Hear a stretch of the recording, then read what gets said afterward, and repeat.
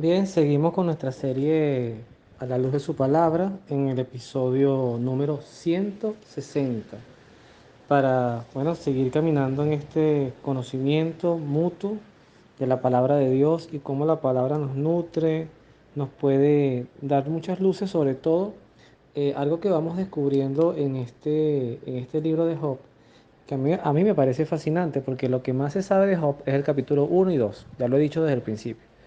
Y mucha gente habla del capítulo 1 y 2, inclusive predicadores, y después el comparativo de que Job nunca falló, de que Job era muy bueno, prácticamente es una de las figuras que mejor representa la imagen del Cristo sufriente, el Cristo de la pasión, pero a partir del 3 en adelante, como lo decía en el episodio anterior, aparecen unos amigos de Job. En este caso estamos hablando ya les voy a recordar el nombre, de Elifaz. Son tres. Aparece ahorita el protagonista es Elifaz, que empieza haciendo con Job una serie de reflexiones. Y justamente va en la mirada de el que aconsejaba y ahora no es aconsejable. El que consolaba y ahora no se deja consolar. El que todo lo veía a través de la fe, de la confianza en Dios y ahora como que la está perdiendo. Por eso es importante ir acompañando este libro que tiene muchos capítulos. No voy a decir que voy a ir secuencialmente cada capítulo del libro, pero bueno, coincidencialmente cuando hago el chequeo llevamos 5 capítulos seguidos. No completos, pero sí seguidos. Y el tema de hoy justamente tiene que ver con el manejo de la ansiedad y las pasiones. Las pasiones, además que no siempre tienen que ver con temas de sexualidad, sino que tienen que ver cualquier, por ejemplo, un sentimiento de ira muy, muy potente que nos mueva, es como una pasión desbordada. Entonces vamos a ver primero en el contexto de Elifaz, que sigue hablando con Job, que le dice, y luego vamos a hacer el enlace con esa lectura tan conocida, que además se usa también mucho en las bodas, eh, y bueno, en muchos sacramentos también se pueden usar, eh, que tiene que ver con el amor, la primera carta de San Pablo a los Corintios, a la comunidad corintia, a la comunidad Corinto, perdón, donde él justamente hace una descripción y además el método para superar cualquier tipo de adversidad que va desde el amor. Entonces, bueno, comencemos la lectura de hoy encomendándonos a Dios. Dice Elifaz a Job. Vamos a evaluar el capítulo 5 del versículos del 1 al 9. Llama pues si quieres, ¿quién te responderá? ¿A cuál de los santos te dirigirás? Revelarte. Así perece el insensato. Ahí empieza un primer consejo. O sea, rebelarse, por ejemplo, contra Dios, contra sus designios, esto lo agrego yo, sería una insensatez. Continúo. Enojarte. De eso mueren los tontos. Dos consejos. Hay que decir que aquí hay dos emociones claras, la rebeldía y el enojo. Y ante ambos, Elifaz hace una descripción.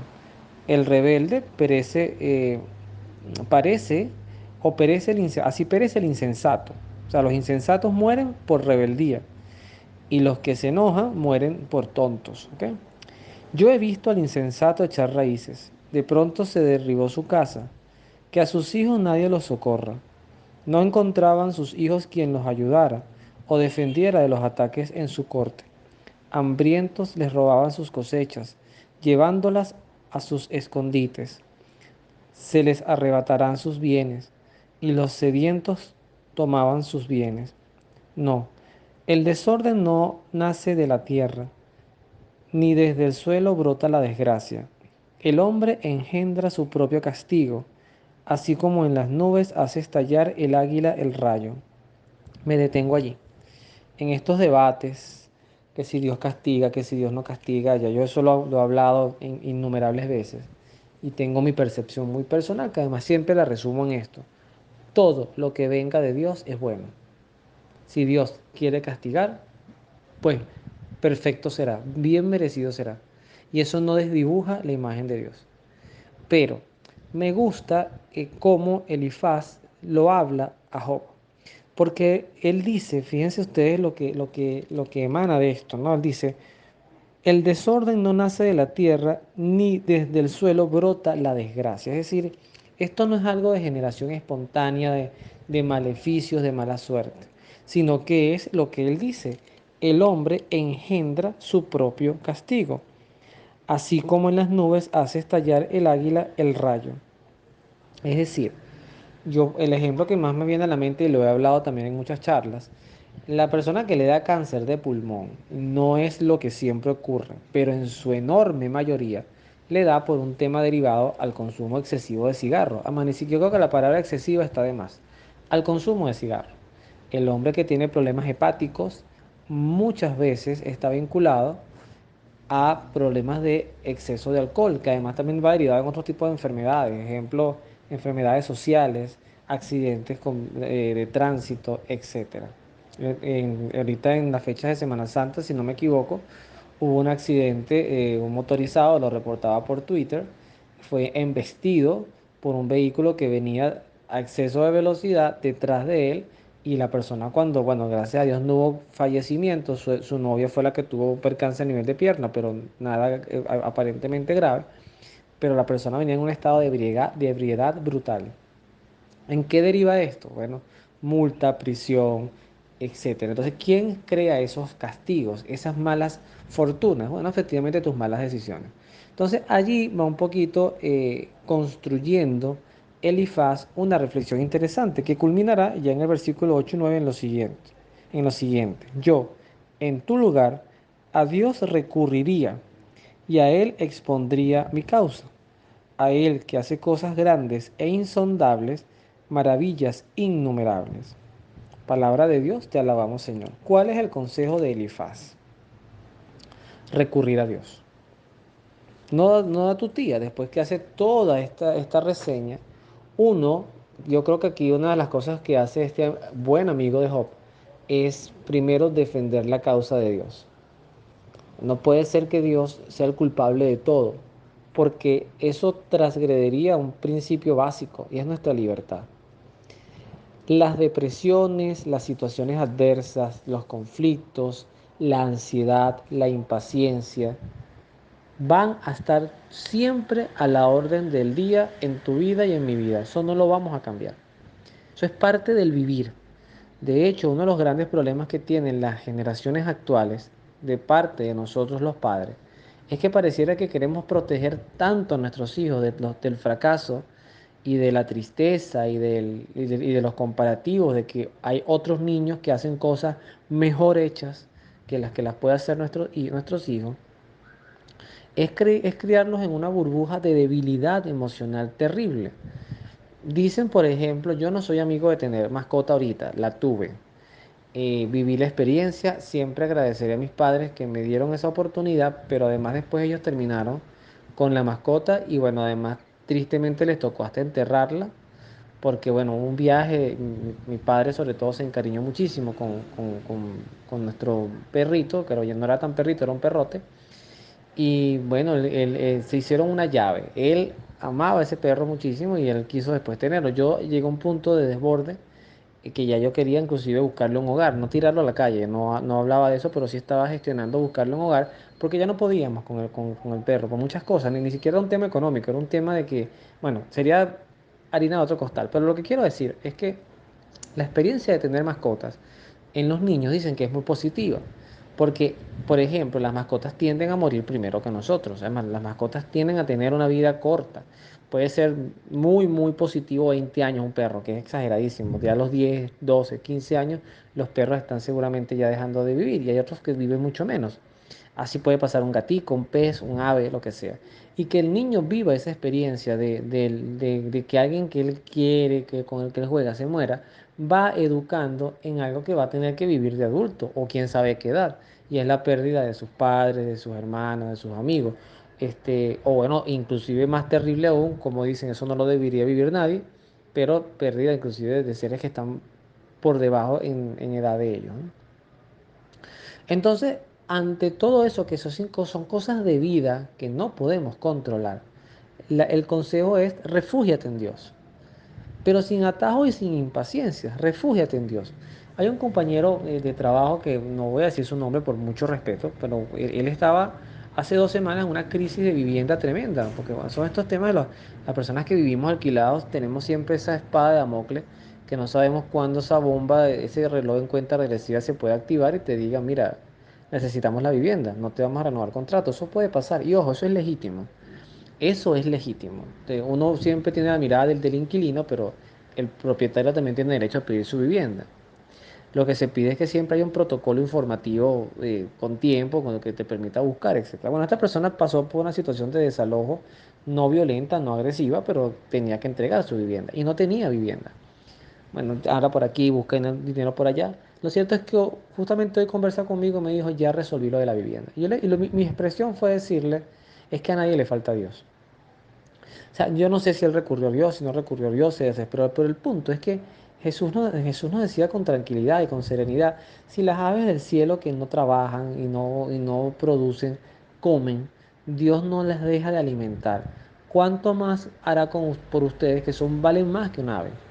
Y las flores igualmente, que no trabajan y a veces tienen en sus colores, en sus formas, tienen cosas más hermosas que hasta las vestimentas más opulentas que pudo haber tenido Salomón.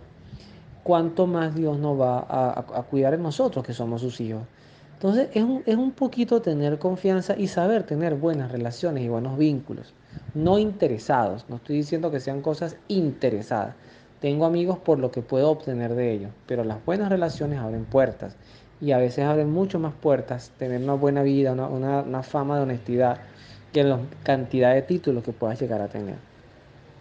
Ante eso puede surgir la pregunta y por eso creo, esta lectura seguramente ya yo la he usado en otros episodios de esta serie, que si tiene 160 capítulos, pues estoy seguro que del Antiguo Testamento no he repetido ninguno, pero del Nuevo seguramente muchas veces he repetido. Eh, ¿qué, qué nos quiere decir acá? ¿Por qué hago este enlace? Porque cuando te dice el amigo le dice a Job, busca a Dios. La primera pregunta que uno pudiera decir es, ¿dónde puedo buscar a Dios? Primero, ¿quién es Dios? Para el que no lo conozca. Y segundo, ¿cómo puedo relacionarme con Él? ¿Cómo puedo hacer parte de un vínculo con Él? Y la respuesta nos la da San Pablo desde su definición de el amor. ¿Qué nos dice San Pablo? Lo voy a leer porque es una lectura muy bonita. Yo sé que la mayoría la ha escuchado y hay gente que hasta se la sabe de memoria. Dice el título, nada hay más perfecto que el amor. Aunque hablara todas las lenguas de los hombres y de los ángeles, si me falta el amor sería como un bronce que resuena o campana que retiñe. Aunque tuviera el don de la profecía y descubriera todos los misterios, el saber más elevado, aunque tuviera tanta fe como para trasladar montes, si me falta el amor, nada soy. Aunque repartiera todo lo que poseo e incluso sacrificara mi cuerpo, pero para recibir alabanzas y tener el amor, sin de nada me sirve. El amor es paciente y muestra comprensión. El amor no tiene celos, no aparenta ni se infla, no actúa con bajeza ni busca su propio interés. No se deja llevar por la ira y olvida lo malo. No se alegra de lo injusto, sino que se goza en la verdad. Perdura a pesar de todo. Lo cree todo, lo espera todo y lo soporta todo. Palabra de Dios, te alabamos, Señor. Y en este punto, me pareciera que el amor es el antídoto para todo. No estoy diciendo que Dios sea en esencia el sentimiento del amor. Cuidado con eso. Como que sea una suerte de energía, que el amor es esa solidaridad, Dios es esa solidaridad y porque entonces todos tendríamos un poquito de Dios en nosotros y entonces seríamos como, Dios sería la sumatoria de todos nosotros y no, nada más lejos de la realidad que eso. Uno de los atributos de Dios, que es persona, es justamente el amor perfecto que hay en Él.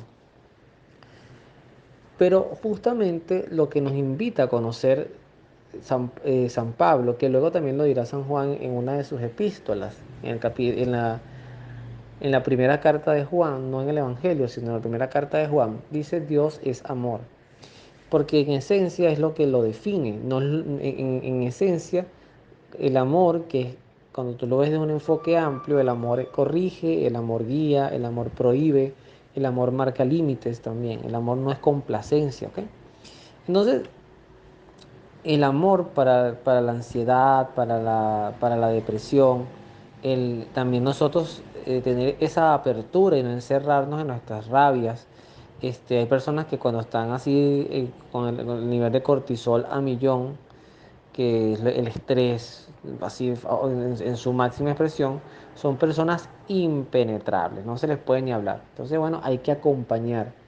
Yo tuve una experiencia también en mi trabajo, una compañera que estaba súper ofuscada un día y le dije, mañana hablamos. Y después que ella drenó y habló lo que tenía que hablar, le dije, ¿cómo te sientes ahora? Y me dijo, mejor, porque expresé, y bueno, de eso se trata, y no nos insultamos, no nos agredimos, no agrediste a nadie, solamente necesitabas drenar. Hay un coaching español, ahorita no recuerdo su nombre, que él tiene muchos videitos así cortos en TikTok, en Instagram, que él dice, cuando tú estés así con la ira a mil, hay varias cosas que te recomiendo que no hagas. O sea, no mandes un correo, no hables, sosiégate, es decir, puedes redactar el correo y en ese correo escribes lo que te salga, pero no lo mandes. Léelo al día siguiente y léelo como si te lo estuvieras enviando a ti. A ver si lo enviarías. Y te vas a dar cuenta que hay muchas palabras que quizás si hubieses mandado en ese momento te estarías arrepintiendo. Finalmente, no quiero dejar una historia por fuera que escuché, que me pareció hermosísima. Se la escuché a Fray Nelson Medina en un taller que está en YouTube, no es nuevo, un taller de formación para diáconos. Es decir, ahí explica qué es el diaconado, los primeros diáconos de nuestra fe, que entre ellos pues había uno que se llamaba Esteban, que fue el primer mártir, y por ahí viene la figura del diaconado, ¿no? Dice que el diaconado no hay que verlo como el paso previo, la pasantía del sacerdocio, no, nada que ver, tiene todo un protocolo de servicio también y de amor bien interesante, pero él cuenta en ese taller que había un hombre que, mejor dicho, en una X ciudad, esto es un cuento, esto no es real, pero vamos a quedarnos con el mensaje de la historia. En X lugar del mundo apareció un diamante, una perla exclusiva, única, que no tenía parangón en ninguna parte del mundo. Nunca se había conseguido un diamante o una perla o un mineral de esas características y de ese valor. Como era algo nuevo, pues lo primero que costaba era justamente calcular su valor. Era muy complejo. ¿Dónde apareció este? Bueno, al final este objeto mineral, este recurso natural de valor incalculable, lo tenían unos monjes. Tenían unas personas que bueno, creían en Dios, vivían en cierta clausura y lo tenían allí. Llega un explorador que sabía que esto estaba allí y ofrece, y desesperadamente le dice al monje que él desea que le diga el monto que el que sea, el que él quiera, que él se lo va a pagar. El monje lo mira, toma el diamante, yo lo voy a llamar diamante, pero toma este mineral exclusivo, lo coloca así, le estira su mano, se lo da y le dice, toma, llévatelo, te lo regalo. El hombre se queda impresionado, impresionado, no sabía qué hacer, lo toma y se retira. Pero de camino se detiene y se regresa al monasterio y le dice al monje, yo quiero que tú, primero tómalo. Quisiera que me explicaras por qué me lo diste tan fácilmente y tan desapego y de manera tan sin arraigarte, sin obsesionarte, sin sacarle lucro a eso. Pero después de que me hice esa pregunta que te estoy haciendo, en realidad no me interesa la respuesta. Lo que quiero es que por favor te tomes el diamante de vuelta y me aceptes como postulante para yo vivir con ustedes aquí también en este convento como monje. ¿Por qué? Porque él descubrió que estos hombres, especialmente este monje que lo estaba atendiendo, pero era un sentir de todo, no estaban apegados nada, no había nada allí superior al amor incalculable que habían encontrado en Dios. Esa era su mayor riqueza. Todo lo demás era efímero. Entonces él, en realidad, por hacer ese gesto, descubrió que había algo de valor superior, impagable además, como lo que le pasó a Simón el Mago en el Hecho de los Apóstoles, que él quería comprar el poder del Espíritu Santo. Aquello casi le costó hasta la muerte, ¿no? Del insulto tan grande, pero él después se arrepintió. Porque es que a Dios no lo podemos comprar con nada. Sencillamente hay que vivirlo, disfrutarlo y hacerlo la mayor riqueza de nuestras vidas. No es el dinero, no es el poder. Vaya que el poder nos mueve, vaya que la jerarquía nos mueve, vaya que el protagonismo nos mueve, vaya que las comodidades nos mueven. Qué complicado es el mundo cuando vivimos tan apegados a cosas, porque además nuestra felicidad se ancla terriblemente a eso y al final somos muy vulnerables. Yo estoy aprendiendo eso, no crean que yo tengo aquí predicando esto, hablando la solución a mi vida. Uy, yo tengo muchísimo apego, empezando por mi televisor, empezando por el internet, empezando por las cosas que me gusta ver, las series que me gusta ver, el deporte que me gusta ver, el fútbol, el béisbol. Tengo mis equipos, lo disfruto, o sea, me gusta el entretenimiento, pero de verdad exponencialmente trato de aprender e ir progresivamente, como lo he dicho en otros foros en otros episodios de este, especialmente a la luz de su palabra.